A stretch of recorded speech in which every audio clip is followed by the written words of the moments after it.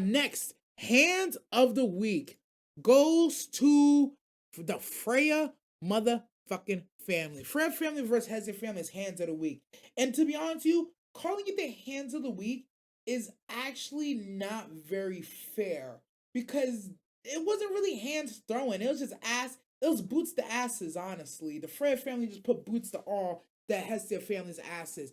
Everybody was bodied in like less than 45 collective seconds. I think the funniest part of it is where the Freya fam comes through with all the weapons from the Hestia fam and like throws them at her feet. And they're like, yeah, these are your people. As you see, we have lined up all their weapons in alphabetical order and took their and ran their fucking pockets.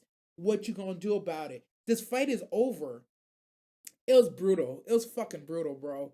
It was absolutely fucking brutal. Um, it's like nobody legitimately stood a chance. Like even if Bell wanted to fight back, I don't think he would have really stood a chance against a single one of them. I also thought that it was hot. I mean, crazy that Freya even got her hands dirty and like grabbed Hestia. She's like, "You don't give me that boy or nah?" I feel like I heard Hestia moan, but I might just be tripping. Maybe I just wish that's what I heard. I don't know. I don't quite know. But yeah, hands of the week goes to the Freya fam and Freya herself. Cause man, I think my favorite there's two of my favorite jumpings, right? And I hate to say it, but my homegirl Makoto, Lee's the one who pointed out to me. My homegirl Makoto, she sensed at the last second she was getting jumped.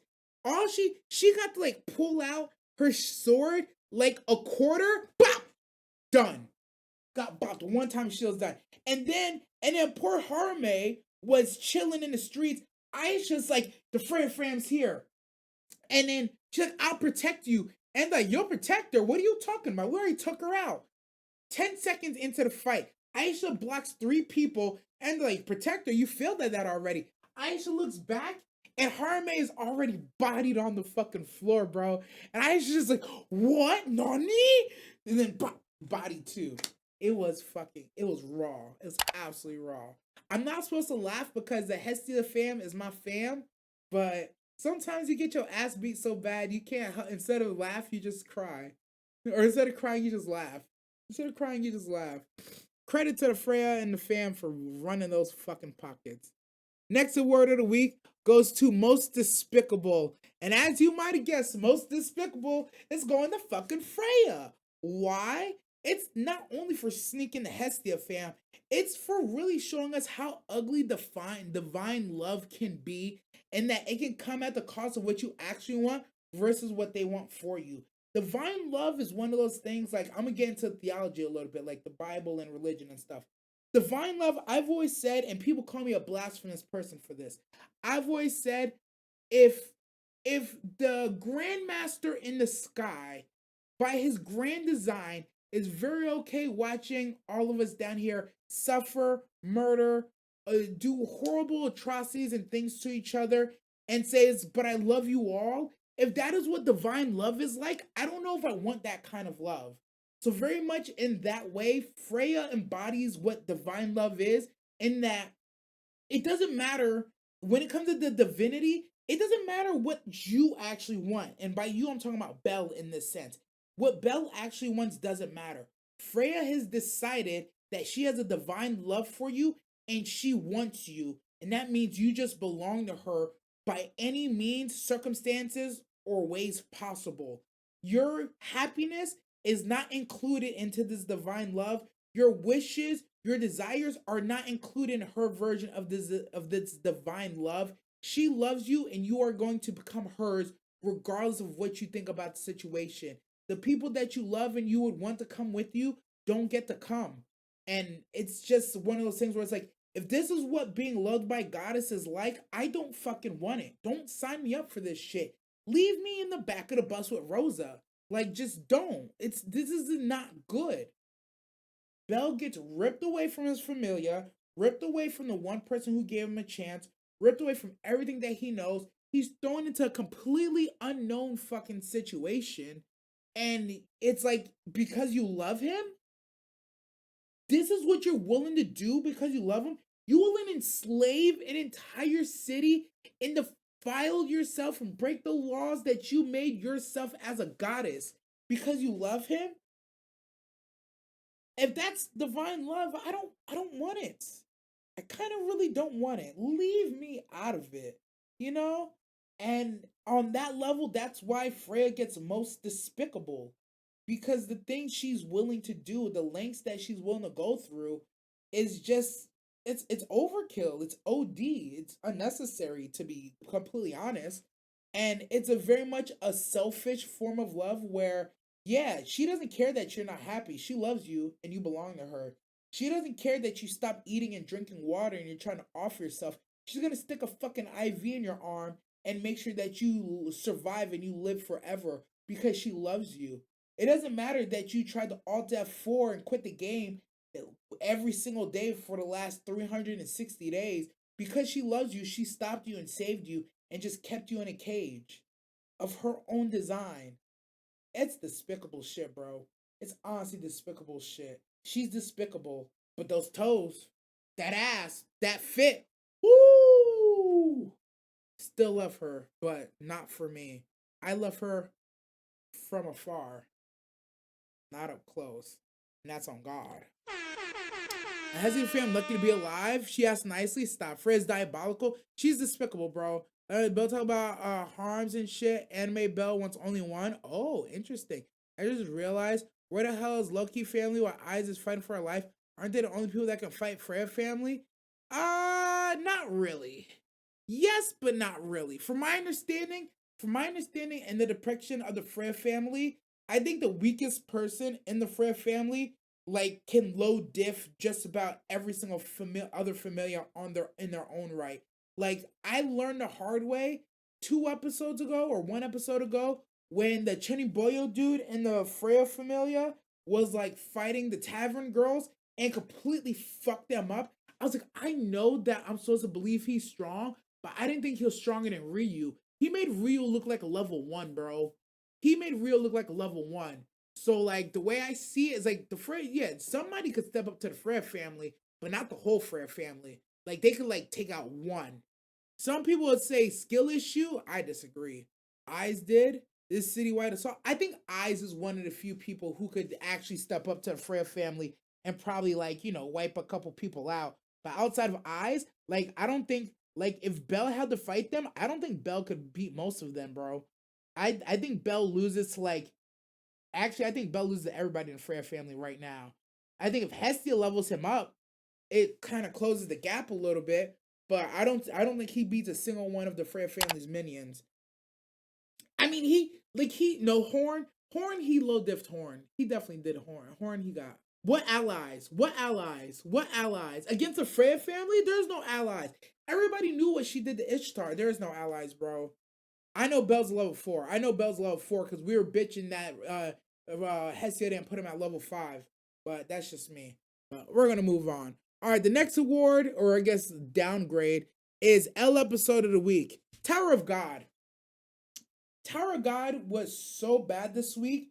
I actually don't have anything to say. It legitimately left me speechless in the worst way possible. This episode of the bats and the doll stuff and no. Just no. I don't even know what the fuck I was supposed to do with the whole episode. I don't know what I was supposed to learn. I don't know what I was supposed to take away. I don't know what I was supposed to understand. I don't know why I was supposed to give a fuck about Prince like being his own man. None of the episode meant shit to me. The animation was bad. The dialogue was ass. We had literally no fucking progression outside of Jovial Grace is up next. And they showed some. The best part of the episode was they showed some Endorsey cleavage. Literally the best part of the episode. I am so mad at Tower of God because the last episode was actually a good fucking episode.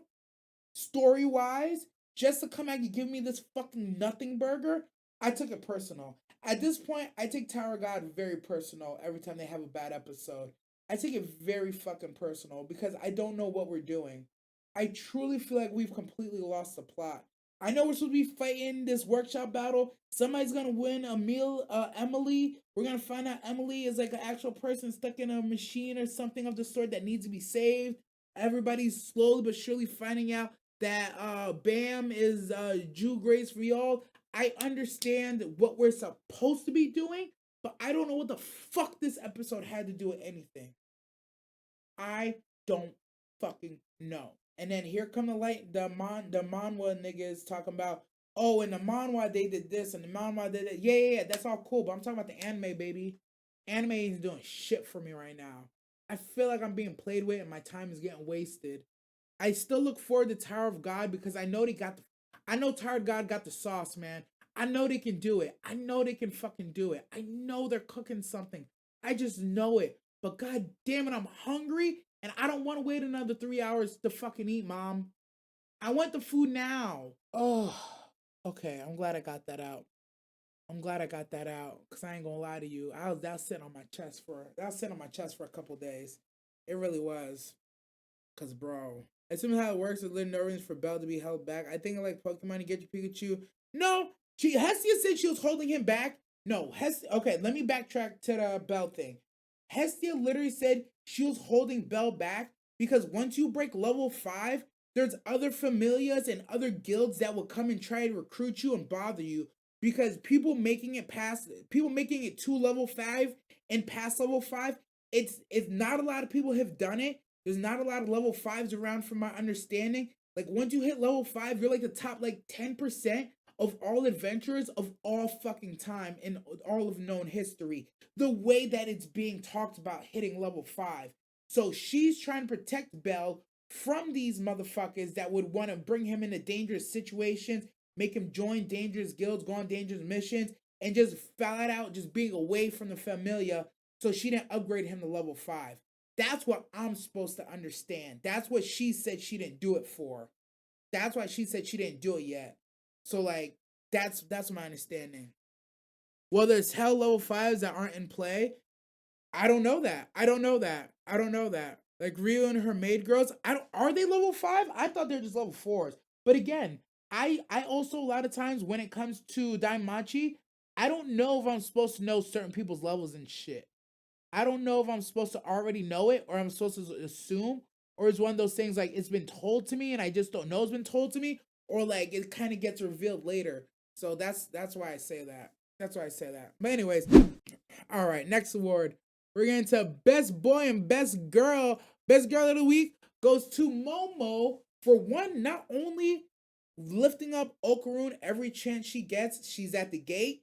He was gonna walk past her. She didn't let that happen. She went looking for him at lunch, wanting to share time and speak to him, and went looking for him in all the right places, mind you. And then 3 for standing up for her man, boy. Cause that girl was mean. She wasn't a bitch, but she was mean to him for no reason. And she made sure that girl got her comeuppance. Just kind of dropped the tub on her. And my favorite part, the reason why she gets best girl, she claimed Okarun out loud. Jumped on him, grabbed him by the arm, said, hey, we're walking home together, and then started bigging him up and then walked his ass out that school. Ain't nobody in that school cannot say that they are not homies. Matter of fact, because it's a school, they're mostly gonna be like, oh yeah, they're dating. Look at them, they're dating, which is fine. But she really stamped in his whole, and his heart and his soul. She's like, I am not afraid to claim you in front of people. I'm not afraid to be your friend. We are friends. And if you didn't believe me, now you fucking better. If that's not best girl energy, I don't know what the fuck is, bro.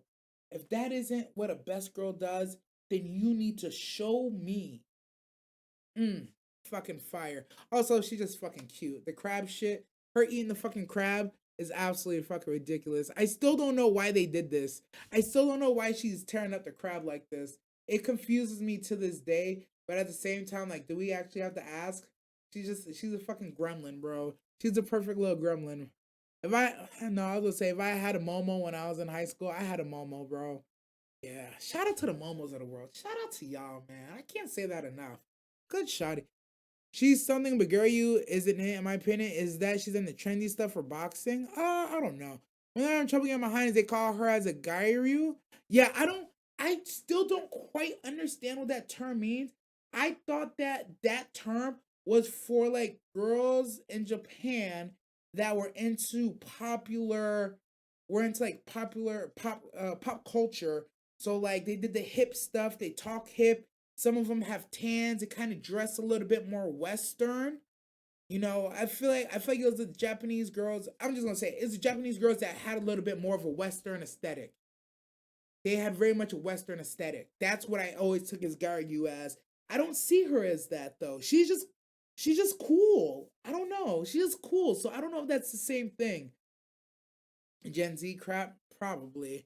Best Boy Award goes to Grimjow. I know you guys didn't see this one coming. Nobody saw this coming. Best Boy goes to Grimjow for coming back to help his son Ichigo after he done ran his motherfucking pockets. I was excited for the Hollows pull up. The first frame where you see like the thing from Weko Mundo's coming, you see a figure and it's like, who is that? Who could that be? And then at the end, you get the reveal. Surprise, Grimjow, bitch. And when he sees the homie Ichigo, he's like, Ichigo, he's like, Kurosaki. And then Ichigo's like, Grimjow. Fucking beautiful moment, man. It was fucking dope. He's coming through. He's gonna come. He's gonna give his all. He's gonna put in some motherfucking work. He really just got best boy because, to be honest with you, there was a lot of best boys this week that I just had a real hard time choosing from. But the Grimjow reveal was so dope that I was like, yeah, that's who I'm gonna go with best boy. Because he's pulling up to run these fucking Quincy pockets.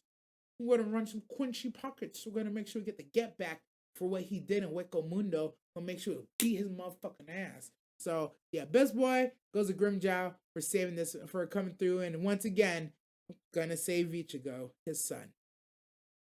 Gary is probably a girl that's really into fashion and non-conformance. They've been around since '90s.